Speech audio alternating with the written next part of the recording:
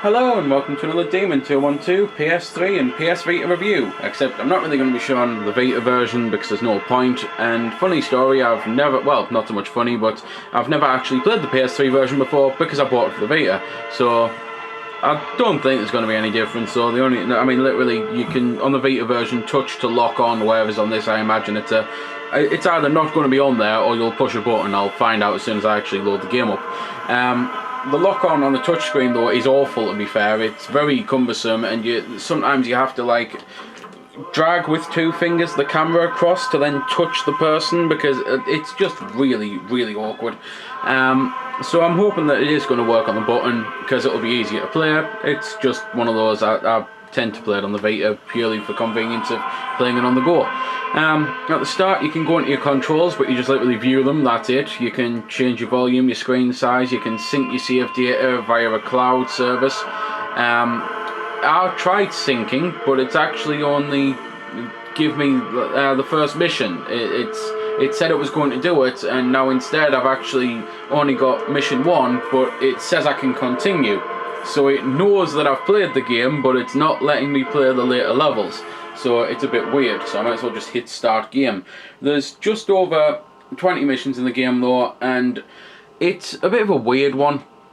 Because, oh, well there we go, I've discovered right away it's R2 to lock on. So yeah, that is going to be a hell of a lot easier to play it on the PS3, and I might actually start playing it on the PS3 more. But anyway, it's a bit of an odd game because, well, it's just the way it's been designed. I mean, you've seen the starting sequence yourself. It looks like you tripped acid or something, you know. It's just mental. And the whole game, the story, it's dark and twisted and very confusing for a long time. And then all of a sudden it does become clear, and you find yourself actually enjoying it, and you find yourself wanting to learn the true story, because obviously I'm not going to spoil or anything like that. I wouldn't dare. It's a great game. But as well as the first ending that probably everyone will see as their first ending, there's hidden letters around the place that you have to find them and beat the levels. Then you have to decipher a password, then you have to enter the password, and then you get the true ending. And to be fair, I might have missed a step out. There might be something after the password, but overall, graphically the game looks fantastic. Control wise it plays really well, and musically it's insane and mental, and it fits with the game so well it's unbelievable. The game overall, I nearly got it a few times on the PC. My mate even offered to give me it as a gift, just there, take it. And I said I don't think I'd play it because I just didn't see me playing up with key controls, and I really don't see how this would work with key controls at all. So it's just one of those things though. I suppose it depends on how you like to play it, but I personally think it needs analogues, I really do, because it is essentially dual analog, and when you get the guns and that, it is therefore a dual analog shooter. Gameplay is massively difficult and you will die a lot. There's even an achievement for, well, a trophy for dying 1,000 times, because literally the slightest hit can get you killed, and sometimes you'll kill them at the same time that they kill you. And you might notice I'm wearing a chicken mask, and that's one of the big parts of the game. The fact that as you go through, and as you beat missions, and as you do high scores, and as you get good rankings and good gradings, you will unlock new weapons, and the weapons are just randomly around the place. So literally, there's a knife down here, and if I die now, which I might well do, then chances are that knife mightn't be there. So let's see if it is, because I have just died. No, the knife's not there. Although instead, the bad guy was holding it, so it might have been that I knocked it out of him in the first place.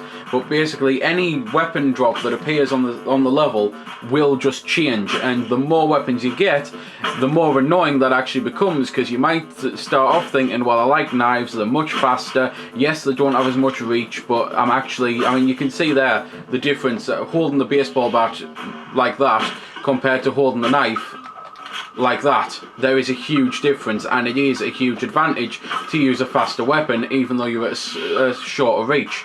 But once you start going through and you get things like beer bottles, which I personally don't think they're very useful, and you can get hammers, or you can get huge machetes and katanas, or you can get machine guns, Uzis, pistols, just all sorts of different weapons in the game. It is absolutely mental.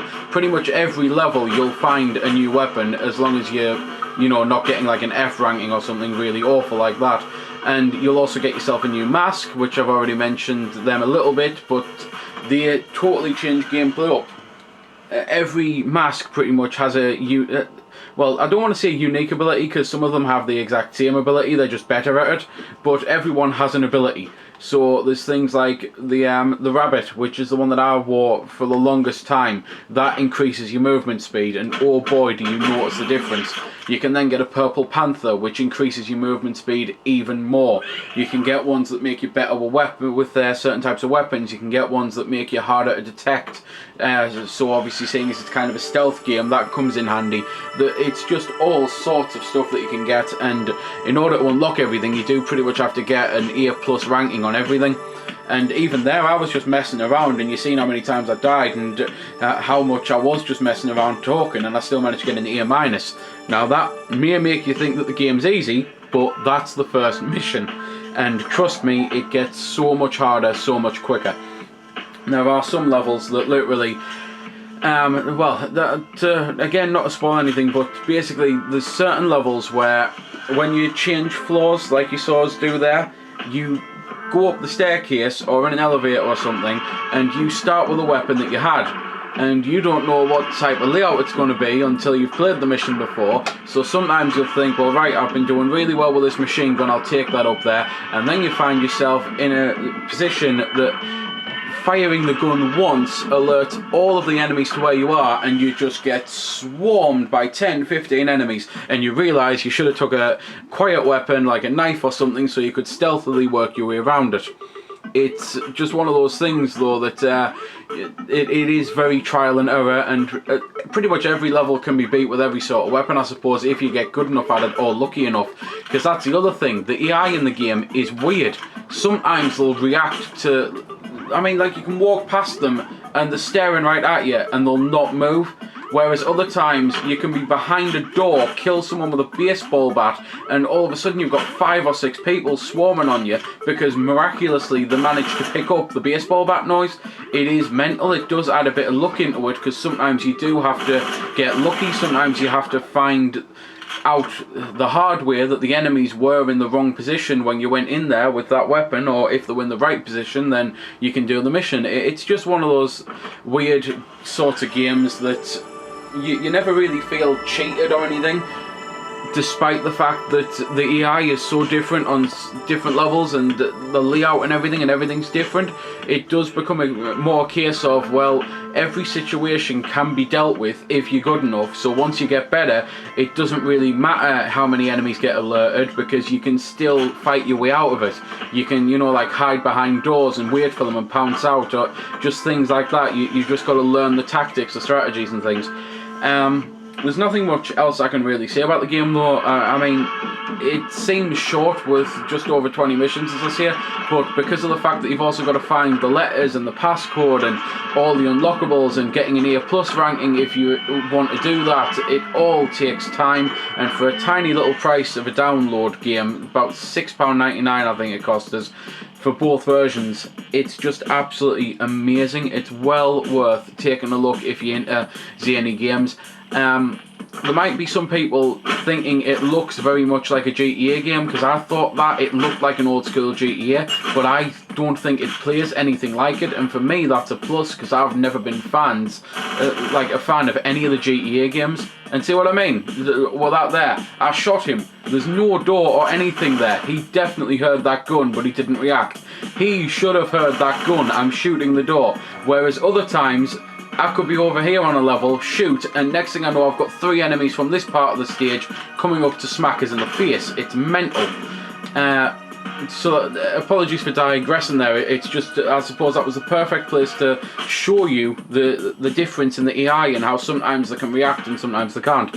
But again, just to quickly go back, it's the sort of game that I was really worried I wouldn't like it, because I don't like the old school GTAs. I don't think it plays anything like them. It's very much a mix of a load of old school games and Metal Gear, the original ones, because stealth is very much a big part of it, but it's not boring stealth. There's so much action going on at any one point that you don't ever feel bored, and the levels are just the right length as well, and the sections are just the right length in order to stop you from thinking, I've been at this an hour and a half, I really can't be bothered. I've just spent 2 hours sneaking past someone, they've just killed me and now I have to do it all again. You never get that point. Instead, it's usually a case of, I've just spent 10 seconds sneaking past someone and I died, so I'll just do it again. So that is pretty much all I can say. I've rabbled on a lot, but a lot of people might have noticed by now that when I do that, it's because I'm really trying to see how good a game is and I can't get the right words to preach about it, because this really is fantastic. It is well worth a look. I'm going to shut up now and leave you with a little bit of the insane music.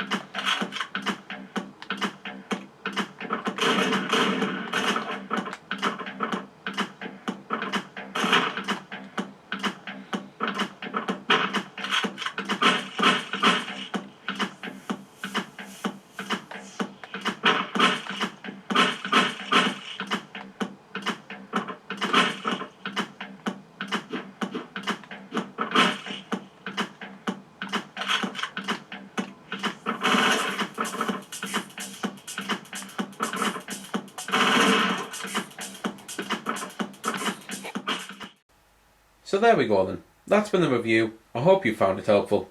I don't score the games because that's based purely on opinion, so instead I'll leave you to make your own mind up. So thanks for watching, and if you've got any questions about the game that I didn't answer in the vid or that hasn't been answered in the comments, then feel free to ask and I'll help if I can. Also, if you did find it helpful, don't forget to check out my channel because there's plenty more like this up there, and don't forget to subscribe because there'll be plenty more to come as well. So until next time, this has been Demon212, signing off.